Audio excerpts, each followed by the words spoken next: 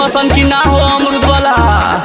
आगे मैया कम सवेरे सवेरे चिल्ला थोरे काजी का बेचता रहो। ले लो अमरूद। अच्छा यू आर अमरूद, माय ऑटो इज अमरूद।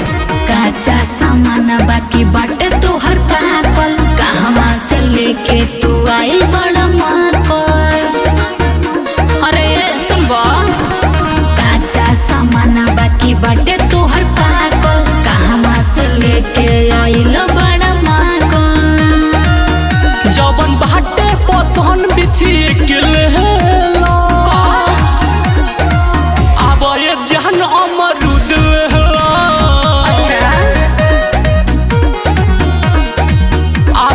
जान अमरूद बड़ा सुघर बा ऐसे कहतरा। ए कैसन बहो? ललका की उजर का? ललका गुदा बा। हाई उजर का के? ओहू में गुदा बा। अब कैसन लागी? ललका की उजर का? ललका मीट। हाई उजर का? ओहो मीट। खाइल कैसे जाला? ललका की उजर का के? ललका काट के आ उजर का ओहू के काट के। आ स्वाद कैसन रही? ललका के उजर का के? अरे ललका के सुपर आ उजर का के ओकरो सुपर। आ जब दोनों के स्वाद एके बा तो ललका उजर का करता रे नतिया?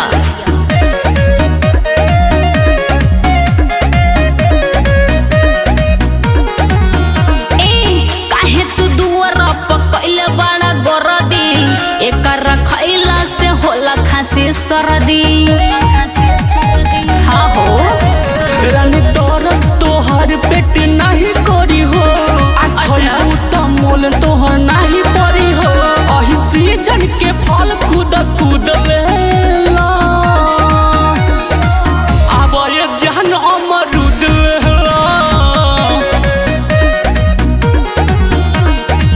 अब ये जान अमरूद।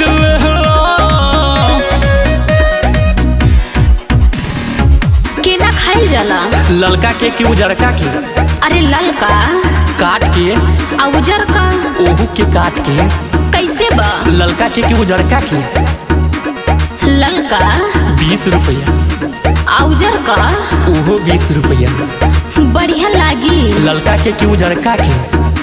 अरे ललका एकदम मस्त। आ उजर का ओहो एकदम। आ एकर नाम का बा? ललका के उजरका के? अरे ललका के लकसी आ उजरका के दूधिया। जब दोनों अमरूद एके ह तो लकसी आ दूधिया का करत रे?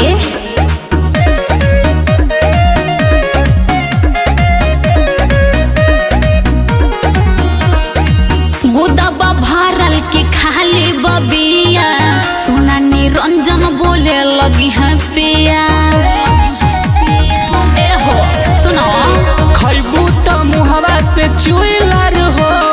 अच्छा ना आई बार बार नहीं लेना है जी। सिल्फी हो ताजा ताजा फल ले लो, अब ये जान अमरूद।